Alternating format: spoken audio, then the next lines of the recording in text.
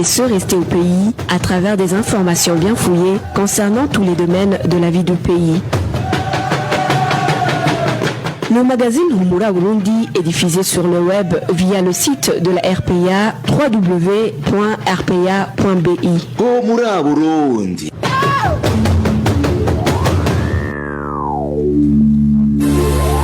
C'est un plaisir de vous retrouver, mesdames et messieurs, à ce rendez-vous d'actualité dont voici le sommaire. La famille de Jean-Pierre Boukourou, arrêté par les services de renseignement, les agents de service de renseignement burundais il y a 2 semaines, demande des investigations sur son assassinat. 2 personnes ont été blessées, plusieurs maisons détruites et des hectares de champs de culture ont été endommagés ce samedi soir suite aux pluies qui se sont abattues sur la zone Rubavu, en commune Bweru de la province Ruyigi. Dans la rubrique Ouaka de ce dimanche, les invités vont dégager les conséquences qui peuvent résulter de la décision de l'administrateur de la commune Rororo. Une décision qui interdit à toutes les femmes de cette commune de sortir de leur domicile au à la présentation de ce magazine. Ici Kabela et ingénieur Gilles Memero assurent la mise en onde. Justice d'abord. La famille de Jean-Pierre Boukourou demande des enquêtes sur son assassinat pour que justice soit faite. Des photos de Jean-Pierre Boukourou démontrant son assassinat atroce ont inondé la toile. Rabatteur au parking du marché du Kotebu, il a été arrêté par les agents des services de renseignement il y a 2 semaines et il est resté introuvable depuis lors. Le point avec Vicky Chris Lineret. La famille de Jean-Pierre Boukourou n'a plus de ses nouvelles depuis le 24 octobre de cette année. Elle indique qu'il a été arrêté par les agents des services de renseignement là où il partageait un verre avec les autres. Un des membres de la famille raconte. Il venait de la Kotebu avec ses collègues où il exerce son métier de la bataire. Ils ont pris la direction de Kamenge jusqu'au quartier Gituro dans un bar chez Mama Fina. C'est à cet endroit qu'il a été embarqué dans un véhicule pick-up du commissaire de police, Joseph Mathias, surnommé Kazungu. Je ne sais pas si Kazungu était dedans, mais il a été embarqué à bord de son véhicule et il n'est plus revenu. La famille a cherché dans certains cachots de la ville de Bujumbura, mais sans succès. C'est l'angoisse et la désolation totale qui règnent dans sa famille. Selon elle, le grand frère de Jean-Pierre, le nommé Nestor Nahimana, a été enlevé par les agents des services de renseignement en Godi il y a 2 ans et jusqu'à présent, il n'a plus de ses nouvelles. On n'avait aucun espoir de le revoir vivant car on dirait que notre famille traverse une tragédie depuis 2015. Notre frère aîné a été arrêté en 2018 par les agents du service national des renseignements à Rukecho en province Ngozi et il n'est plus revenu. La famille demande des enquêtes sur l'assassinat de Jean-Pierre et de récupérer le cadavre du sien et demande également aux personnes habilitées d'arrêter cette persécution dont elle est en train de subir.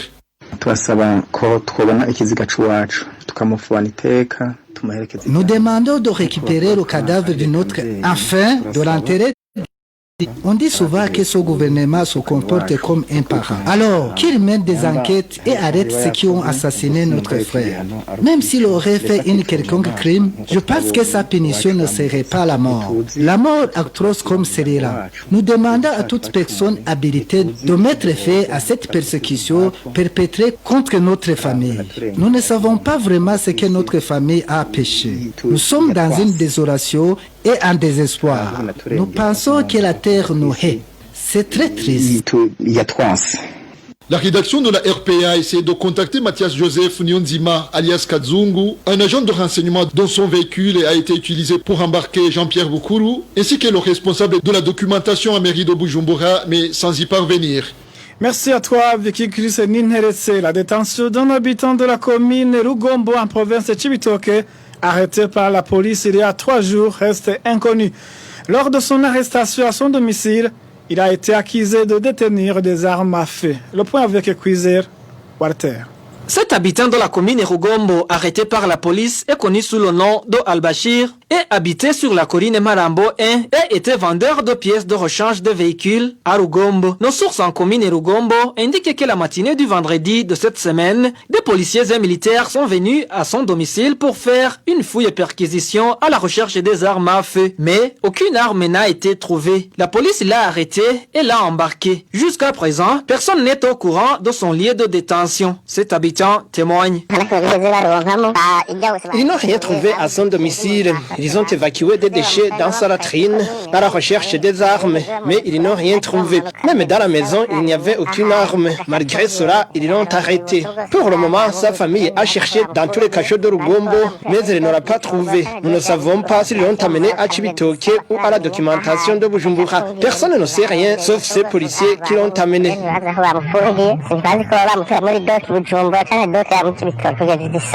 Certains proches de la victime font savoir qu'elle n'avait aucun problème avec son voisinage.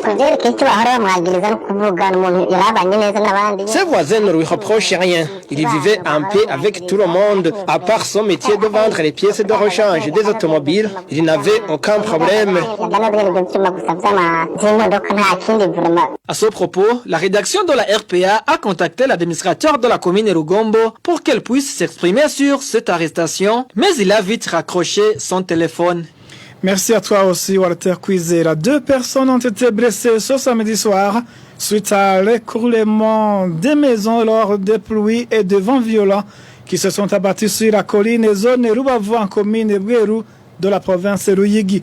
En plus des maisons détruites, ces pluies ont également endommagé beaucoup de champs de culture. Emmanuel Nyungeku. Ces pluies mêlées de vents violents qui se sont abattus l'après-midi de ce samedi sur différentes collines de la commune Bweru en province Ruyigi ont détruit des maisons dont l'effectif reste inconnu. Pour d'autres, leurs toitures ont été emportées. Même un nombre important de champs de bananes et de maïs ont été endommagés. La colline Rubavu fait partie de celles qui ont été les plus touchées. Un des habitants de cette colline est victime de ces intempéries, demande au gouvernement de leur venir en aide pour la réhabilitation de leurs maisons.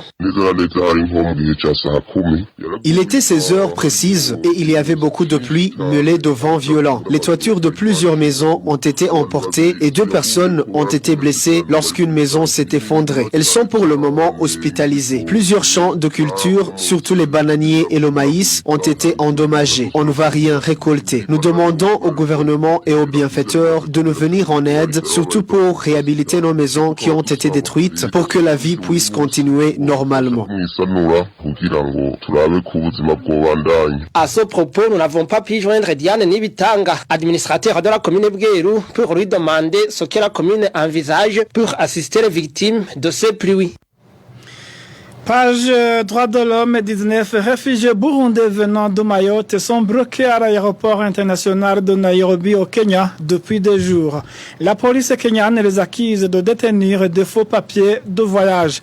Une accusation rejetée par ces Burundais arguant que leurs papiers de voyage ont été délivrés par le gouvernement français. Le point avec Innocent Valentin Singangha. Ces 19 réfugiés burundais bloqués à l'aéroport international Jomo Kenyatta sont arrivés à Nairobi vendredi en provenance de Mayotte, une des colonies françaises où ils étaient demandeurs d'asile depuis 2015 après les contestations du 3e mandat de feu Pierre Nkurunziza. Après l'octroi d'autorisation de résidence à Mayotte, le gouvernement français leur a délivré des titres de voyage. Arrivés à l'aéroport international Jomo Kenyatta vers Paris en France, la police kenyane les a accusés de détenir de faux documents de voyage selon ce témoignage.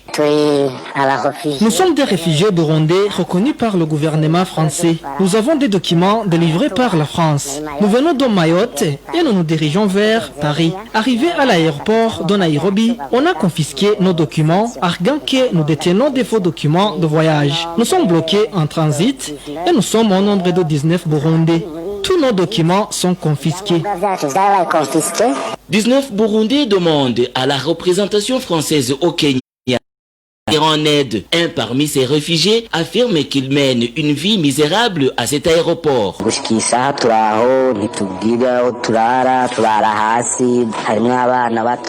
Nous sommes là et nous passons la nuit par terre. Parmi nous, il y a des enfants et des femmes enceintes. Nous ne savons pas à quel sein se vouer. On nous a dit que l'on va nous transférer à Mayotte, pays de provenance. Nous avons réclamé un document justifiant notre transfert, mais ils ont refusé de nous faire ce document. Nous insistons que l'ambassade de France nous rende visite.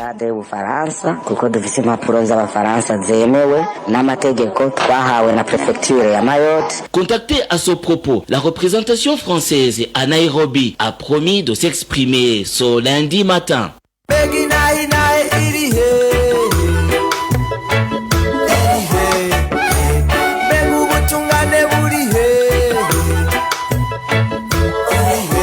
RPA reste solidaire avec les journalistes du groupe de presse Iwachu, Agnès Ndirusa, Christine Kamikazi, Terence Modenzi et en détention depuis le 22 octobre 2019. Ils ne sont victimes que de leur métier de journaliste.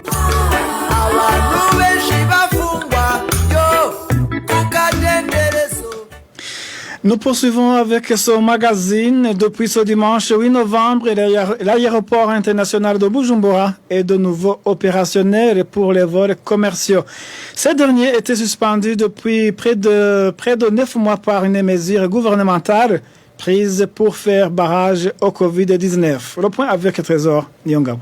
Les vols commerciaux sont autorisés à l'aéroport international de Bujumbura depuis ce dimanche. Toutefois, aucun appareil de l'aviation civile n'a atterri à cet aéroport aujourd'hui. Le seul avion à s'y poser transportait des militaires burundais en provenance de la Somalie en mission de maintien de la paix. Le premier vol commercial prévu lundi 9 novembre est celui de la compagnie Kenya Airways, selon notre source. Le premier nouveau vol de la compagnie Ethiopian Airlines vers Bujumbura est attendu jeudi prochain le 12 novembre et celui de Rwanda dans 2 semaines. Les frontières aériennes avaient été fermées au Burundi depuis le 21 mars dernier. Jean Bosco Nzwenimana, alors ministre ayant en charge le transport et le tourisme, avait expliqué que cette décision visait la lutte contre la pandémie de coronavirus, mais qu'elle ne concernait pas les avions œuvrant dans le cadre médical, philanthropique et diplomatique.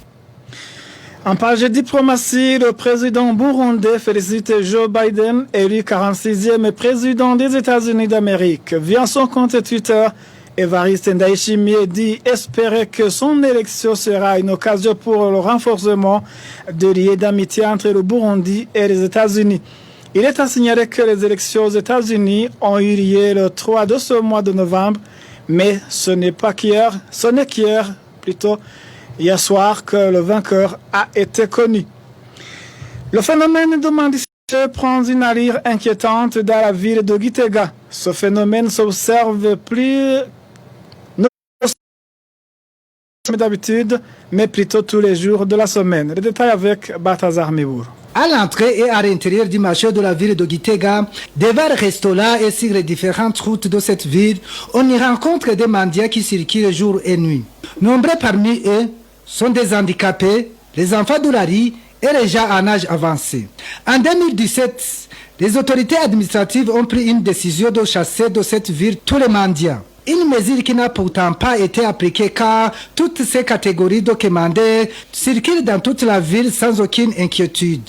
Il faut savoir qu'ils sont obligés de mendier pour survivre car ils n'ont aucune autre source de revenus. Pour cela, une solution durable à ce problème serait d'octroyer un petit capital à ces démunis ou bien de retrouver des lopins de terre pour cultiver.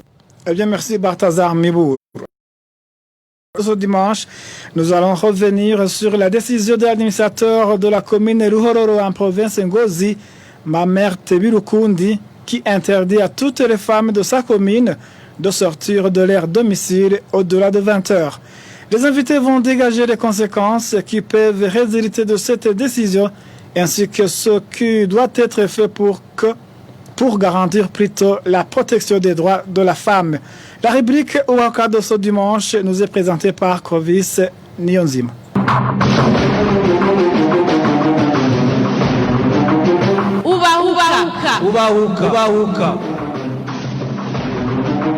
En date du 8 novembre 2020, l'administrateur de la commune Ruhororo, Ngozi Mamerte Birukundi, a pris une décision interdisant les femmes de circuler au-delà de 20 heures. Une décision que les concernés qualifient de discriminatoire tout en précisant qu'elle viole leurs droits. Quelles sont donc les conséquences de cette décision sur les femmes dans la société? Qu'est-ce qui devrait être fait pour garantir le respect et la protection des droits de la femme? Telles sont les questions auxquelles nos invités dans la rubrique Ubahuka de ce dimanche vont essayer d'apporter les réponses. Nos invités sont Adèle Lusoulier, ancien administrateur de la commune Nyarusange en province Gitega, et Arlette Nzirorera, vice-président du mouvement des femmes et filles pour la paix et la sécurité au Burundi. Dans cette rubrique, vous allez aussi entendre le point de vue des habitants de la province Ngozi et surtout ceux de la commune Ruhororo face à cette décision de l'administrateur Mamerte Birukundi. Au micro, vous êtes avec Clovis Nyonzima. Bienvenue. La RPA, c'est la voix de qui? RPA, c'est ma voix, c'est ta voix. Également, c'est la voix de tout le peuple burundais.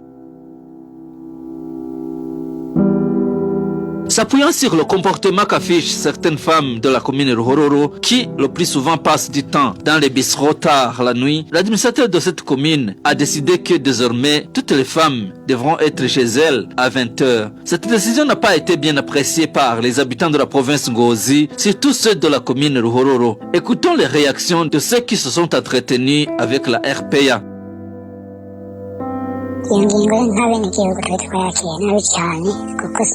Nous, habitants de la commune Ruhororo, nous avons mal accueilli cette mesure de l'administrateur. C'est une décision qui n'avantage personne dans cette situation d'extrême pauvreté car on doit travailler beaucoup pour la survie de nos familles. On se demande si elle sera toujours à la maison à 20 heures. C'est fort possible qu'elle fréquente elle aussi les bars pendant 7 heures.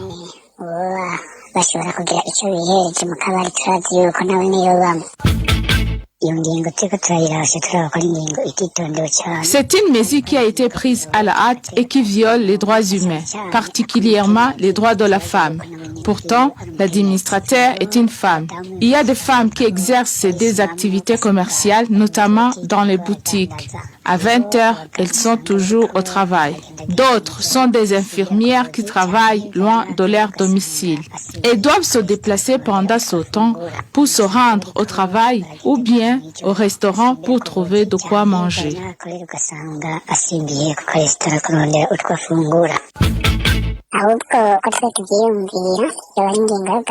Pour nous, ce serait injuste et illégal. Cette décision ne devrait surtout pas toucher tout le monde, car chacun est responsable de ses agissements. Quant à l'heure, il y a des gens qui travaillent encore au-delà de 20 heures pour dire que c'est très tôt. Alors, ils ne devraient pas être arrêtés et emprisonnés pour ça.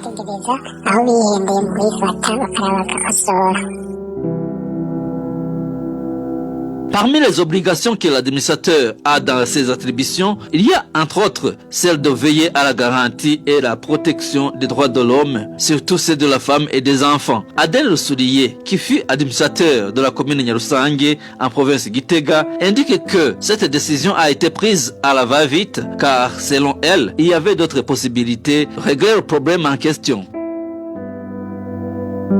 L'administrateur communal gère le patrimoine de la commune sous contrôle du conseil communal. Il dirige et supervise les services déconcentrés et coordonne toutes les actions qui se réalisent sur le territoire de la commune. Et comment alors ils prennent les mesures? Sur quels principes ils se basent? Ils se basent sur des codes, des textes et lois. Ils se basent sur des plans de planification et surtout sur la politique de l'État. Parler des codes et lois et textes, là je vise exactement la loi communale, la loi électorale, la constitution. Pour les codes, il y a le code foncier, le code pénal et les plans de planification développement se base sur le cadre stratégique de croissance et de lutte contre la pauvreté dans le cadre des objectifs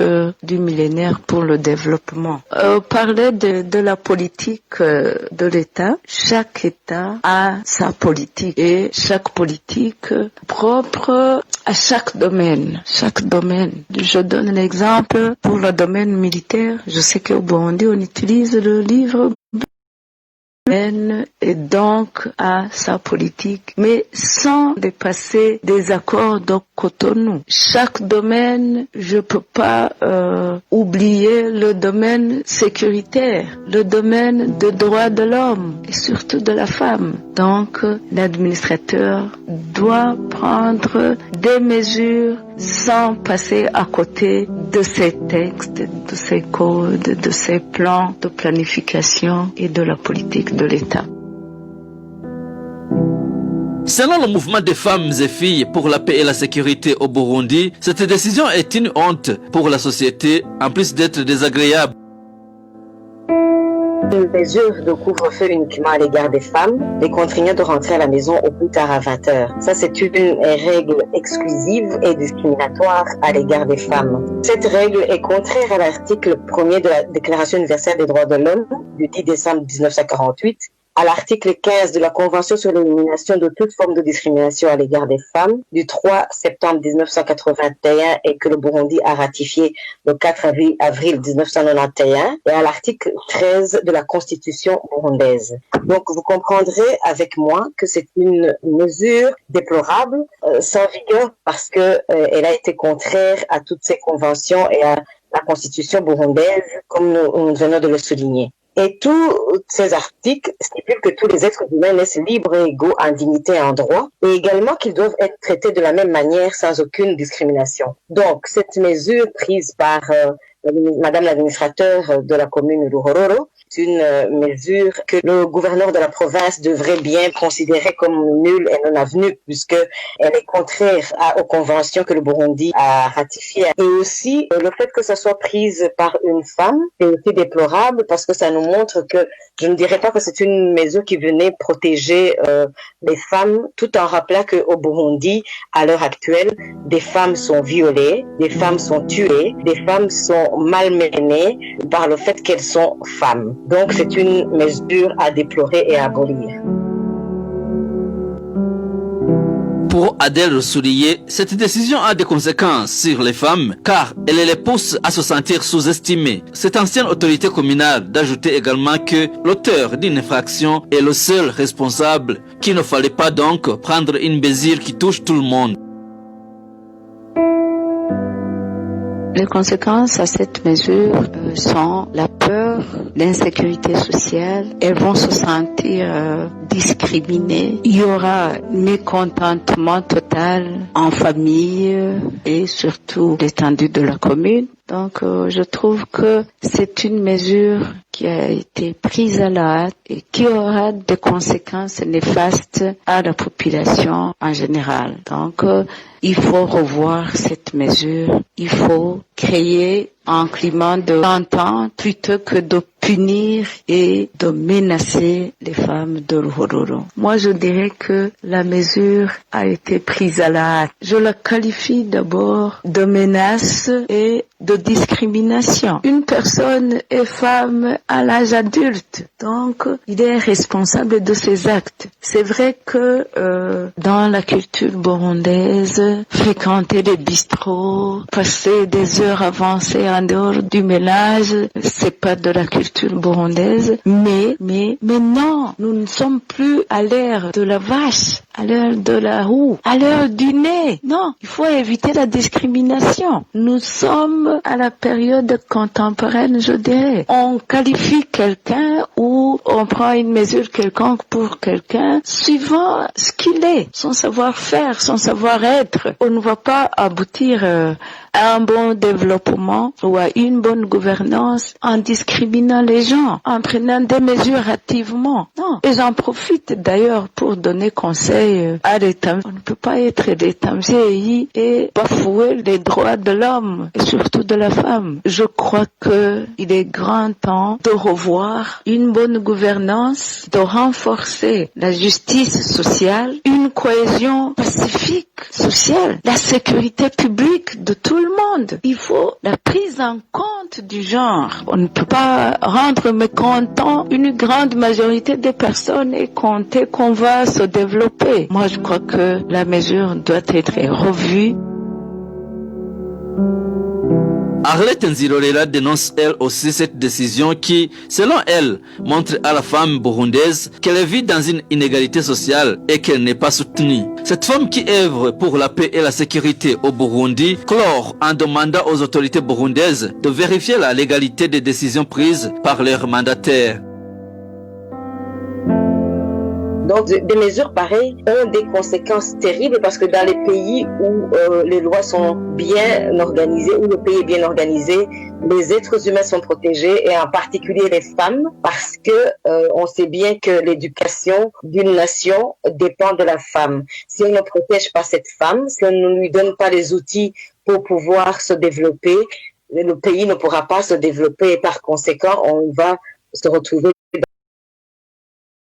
pas respectée, où la femme est muselée, où la femme est tuée sans protection. Donc, j'appellerai à tout à chacun, aux femmes en particulier, aux responsables du pays actuel, de pouvoir prendre des mesures protégeant la femme et la fille, parce qu'on se rend compte que au Burundi, les femmes sont vraiment maltraitées, alors que c'est une cause que tout Burundais devait vraiment se relever pour défendre et pour pouvoir aider le pays à se développer, à sortir de toutes ces crises que notre pays traverse jusqu'à maintenant. Et j'appellerai toutes les femmes en général, que ce soit les femmes qui occupent des postes au niveau plus haut du pays, que ce soit dans le gouvernement, au niveau de l'Assemblée nationale, même au niveau plus bas, comme la commune et la colline, que les femmes doivent être vigilantes et être actrices de mesures pouvant relever le niveau de vie des femmes, la protection des femmes, et non pas signer ou prendre des mesures pour discriminer les compatriotes femmes.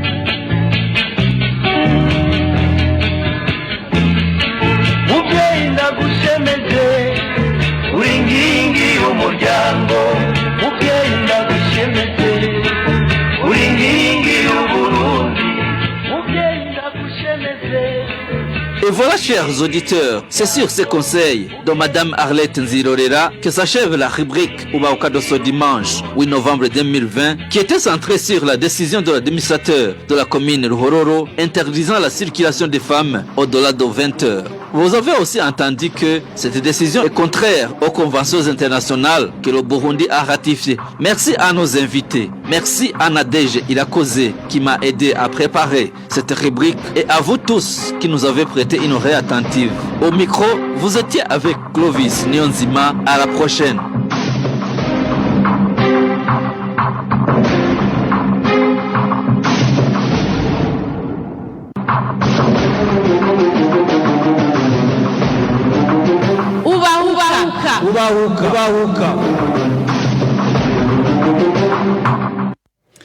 Merci à toi aussi, Clovis Nyonzima, pour cette rubrique Uwaoka. Merci, mesdames et messieurs, de nous avoir prêté oreille attentive. Merci aussi à l'équipe technique pour leur collaboration technique. À la présentation de ce magazine, vous étiez avec Onedi Medushimagizé. Je vous souhaite de passer une excellente soirée chez vous. Au revoir.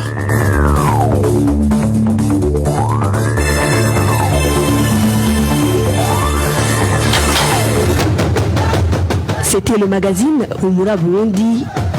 Un magazine comprend pour relier les Burundais en exil et c'est toujours au pays à travers une information de qualité. Bakira!